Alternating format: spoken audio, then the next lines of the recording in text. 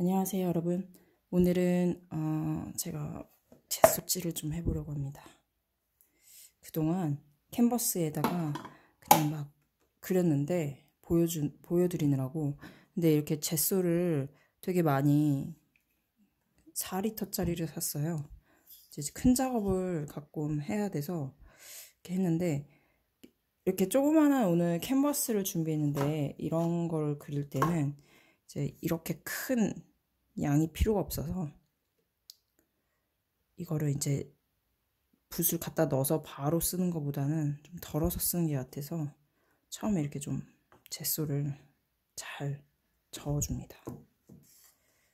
위에 물처럼 떠 있는 게 물 같은데 밑에 이 젯소에 그게 잘 섞여서 너무 묽어지지 않게 그러니까 여기다가 제가 물을 섞은 게 아니에요. 지금 처음 이 젯소를 어떻게 보면 오픈을 한 건데 이렇게 돼 있네요.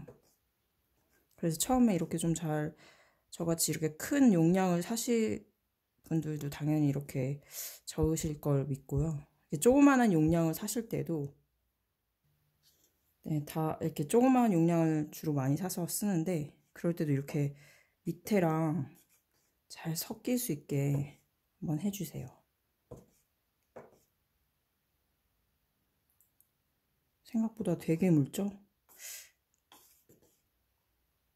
네, 어쨌든 이 정도로 묽다는 거. 제가 물을 준비했는데 물이 별로 필요가 없을 것 같아요. 어떤 거는 좀 되는데 이건 좀 되게 묽네요. 잘 안 섞였나? 페인트 같아요. 페인트보다 더 물이 많은 것 같아. 어쨌든 제가 여기 거는 좀 처음 써보는 거라서. 자, 어쨌든 여기다가 이제 여기다가 국자로 푸고 싶은데 우선 좀 부으면 쏟아질까요? 됐습니다. 역시 쏟아졌어요. 이런. 자, 이거를 제가 수습을 하겠습니다. 네, 대충 수습을 했습니다. 그 캔버스를 준비하시고 보시면 여기 바닥에 흘릴 수 있으니까 뭔가 신문지 같은 거 깔아주시고요. 옆에까지 색칠을 할게요. 그래서 대부분 이제 이렇게 물감이 아니라 젯소를 잘 섞었잖아요. 근데 좀 되게 묽긴 한데 이거를 가지고 와서 이런 그냥 뭐라 그러지? 그냥 이런 백붓 있잖아요. 백붓. 이걸로 이렇게 한 방향으로 우선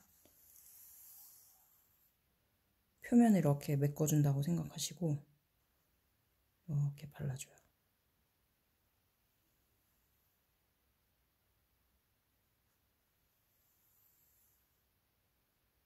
근데 이건 정말 너무 묽은 것 같아요.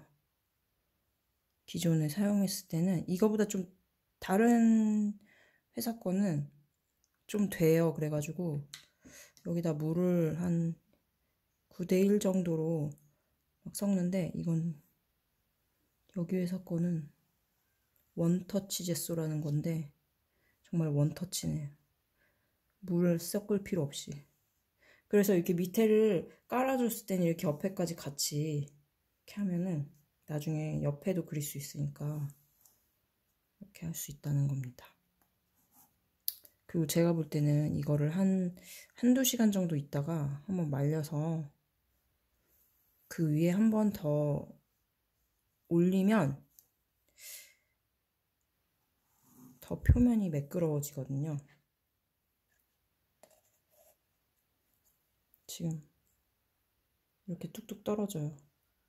옆에 색칠할 때는 좀 덜 묽게 해서, 아이고, 옆에를 이렇게 발라줍니다. 제가 볼 때는 이렇게 너무 조그마하기 때문에 이게 좀 큰 것들은 진짜 큰 뭐 50호나 100호 막 거의 1m 넘어가는 사이즈들은 이거보다 훨씬 붓을 큰 걸 사용해서 이렇게 한 방향으로 하거든요. 이걸 왜 이렇게 막 할 수도 있는데, 이렇게 되면 지금 표면 보시죠? 이게 막 다시 막 어떤 데는 두꺼운데 확대해서 보여드릴까요? 보이시죠? 어떤 데는 막 잘 칠해져 있는데 요런 데는 막 이렇게 이런 게 남잖아요. 그러니까 이게 뭐 두 번째 이거 마른 다음에 한 번 더 해도 되는데 그렇게 되면 또 일이 두 번 되니까 아예 한 번에 이렇게 좀 최대한 곱게 이렇게 발릴 수 있도록 한 방향으로 하는 게 좀 좋은 것 같습니다. 근데 사실 뭐 엄청나게 그렇게 이렇게 해야만 한다는 건 아니고요. 그냥 제가 해봤을 때 이게 제일 효과적인 것 같더라고요. 막 기포도 보이고 보다 보면 이렇게 막 붓에서 나오는 이런 실오라기들이 보이나요? 이런 게 좀 거슬리는데 이런 게 이제 처음부터 해결을 안 해주면 어떻게 될까요? 끝까지 남습니다. 이걸 제거를 해줘야 돼요. 이런 식으로 붓 같은 거 그냥 아무거나 털 안 빠지는 붓이나 아니면 나이프 같은 거 이용해서 한 번씩 이렇게 빼주고 꼭 이런 게 생겨요. 작업을 하다 보면 거슬리죠. 그리고 다시 여기 표면을 메꿔줍니다. 그냥 그렇게 생각하면 돼요. 하얀색 그냥 물감 있잖아요. 아크릴 물감. 아니면은 뭐 유화로 치면은 그냥 징크 화이트를 물에 테레펜 오일에 엄청 많이 희석을 시켜서 그냥 표면을 한번 메꿔주는 느낌? 그런 거예요. 그리고 또 생겼네요. 이런 걸 계속 좀 반복해주면 괜찮아지거든요. 뭐 첫 번째 레이어는 뭐 이 정도면 괜찮은 것 같거든요. 이 정도로 해서 건조를 시킵니다. 그럼 건조를 하게 되면 어떻게 되냐면 이게 건조를 하게 되면 이런 지금 기포들 있잖아요. 이런 게 그대로 다 같이 건조가 돼요. 이런데. 그러면은 진짜 정교한 작업을 하고 싶으실 때는 여기를 또 사포로 막 살짝 갈고 그 다음에 이제 마른 걸레로 닦은 다음에 한 번 또 칠을 하고 그런 식으로 뭐 4번도 할 수 있고 5번도 할 수 있고 이래서 완전히 이 캔버스의 표면을 진짜 매끄럽게 만들어주고 그 다음에 이렇게 유화로 진행하면 완전히 진짜 뭐라 그러지? 표면 작업을 제대로 한 것 같은 그런 느낌이 될 겁니다. 사실 이 표면 작업이 어떻게 보면 진짜 일이에요. 이게 그냥 캔버스 위에다가 막 그림 그리면 종이 같은 경우는 그러는데 이런 캔버스 뭐 다른 원단을 씌워서 그리는 이런 작업을 하시는 분들은 이런 표면 작업에 되게 엄청 시간을 많이 들이거든요. 동양화 하시는 분도 마찬가지고. 근데 마찬가지로 서양화 표면 작업을 하실 때는 좀 이런 식으로 공을 들여서 하시는 게 좀 나중에 좀 작품성을 더 이렇게 작업을 좀 더 보존할 수 있고 또 차이점을 말하면 이 젯소가 하는 역할을 얘기해서 설명을 안 드렸는데요.